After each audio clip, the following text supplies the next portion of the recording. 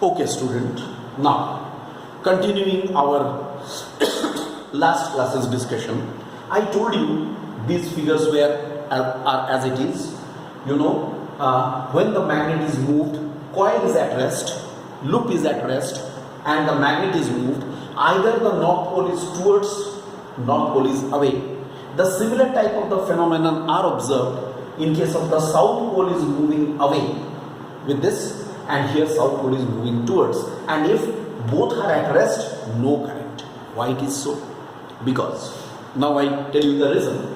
Because what happens, this north pole will always produce the magnetic lines of force. Magnetic lines of force will always come out. These lines are also called the flux lines.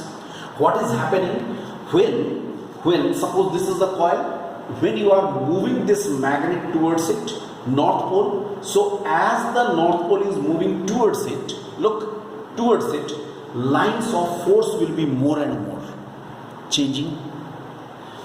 Whether it is increasing or decreasing, there is a change in the flux. There is the change in the flux. So what happens?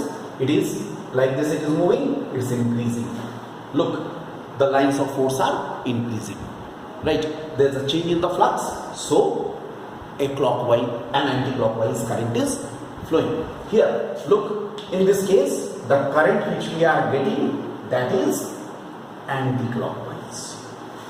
Similarly, when the north pole is moved away, then what happens? We are getting clockwise, because in this case what happens? The lines of force are decreasing. They are produced in this direction, look, like this, but decreasing. Whereas when south pole will be there, lines of force, the direction of the lines of force will be reversed. Because in the south pole what happens? They terminate at the south pole.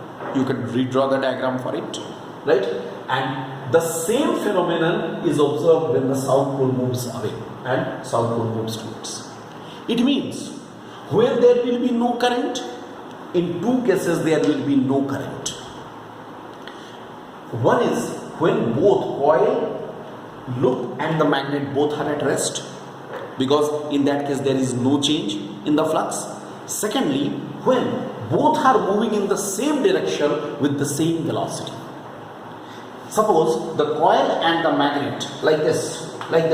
The coil is here, magnet is here. Both are moving in the same direction with the same velocity.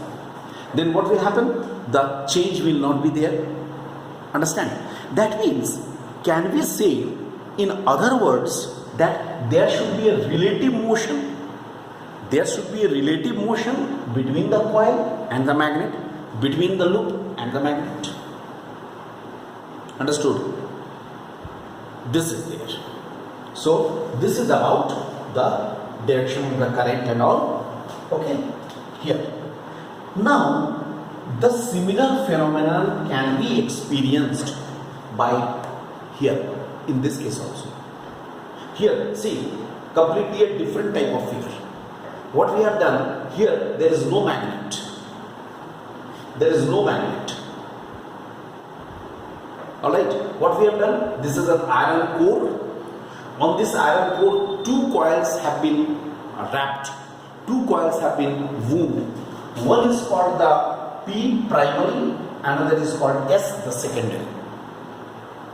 Primary coil is connected with here a cell or the battery, and here a rheostat. It's a rheostat. With the help of the rheostat, what we do? We change the current. When we change the current, this will become a current carrying solenoid and it will behave as a magnet.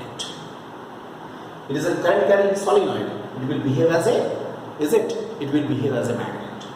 When it will behave as a magnet, then what will happen? There will be, look, I told you students, if you remember in our last class I have told you very much that it will have the two polarities. The end from which we will see the current is anti-clockwise, that will be the north pole, and another will be the south pole. If you see according to this current direction, obviously if you see from this side, this will be the clockwise current. Okay, the clockwise current. Current is flowing like this. It is the clockwise current. This side is anti-clockwise current. That means, according to this figure, I am just telling you, this will be the south pole, this will be the north pole, isn't it? And what will happen? Flux lines will be crossing this, pass through this. In presence of this iron core, the flux lines will be stronger because it will be acting as a very good strong magnet. Strong magnetic field. It will produce the strong magnetic field. Flux lines will be passing through this, due to which an induced current will be produced. That's why here the current which is there are two currents, you see. It is called inducing current. Okay, and this is called induced current. Two types of the current. There is no magnet, only the currents. One current is in this, that is the inducing current. Other current is in this, that is called induced current. Two type of currents are there. One is inducing current, another is induced current. Understood? I hope all of you got this point. It will be like this here.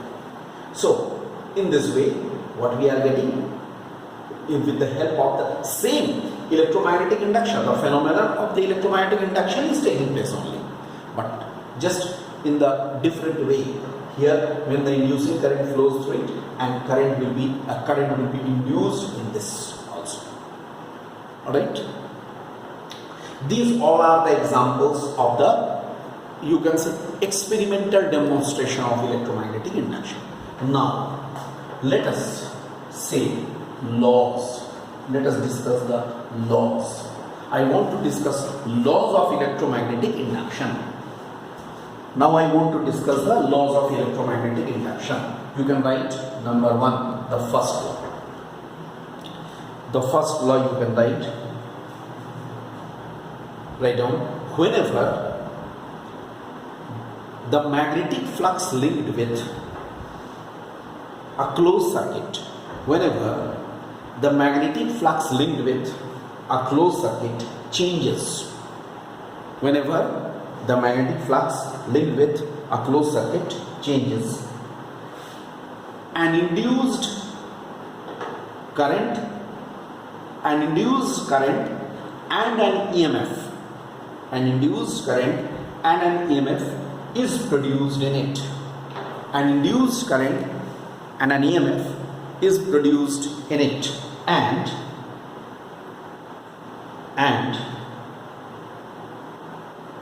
it lasts in the circuit. It lasts means, or which lasts means, induced current or induced EMF. It lasts in the circuit as long as the change in the flux occurs. As long as the change in the flux occurs. I repeat what I have said. An induced current or induced EMF will be set up in a closed circuit or in a closed coil. कब तक वो induce current रहेगा? जब तक कि उसके through से flux change होगा. जिस समय फ्लक्स चेंज होना बंद हो जाएगा, इंड्यूस करंट या इंड्यूस्ड ईएमएफ भी नहीं रहेगा. ये हुआ first law. Okay, now the second law. That also you can write. It states that the magnitude of induced EMF, the magnitude of induced EMF is equal to, the magnitude of induced EMF is equal to the rate of change of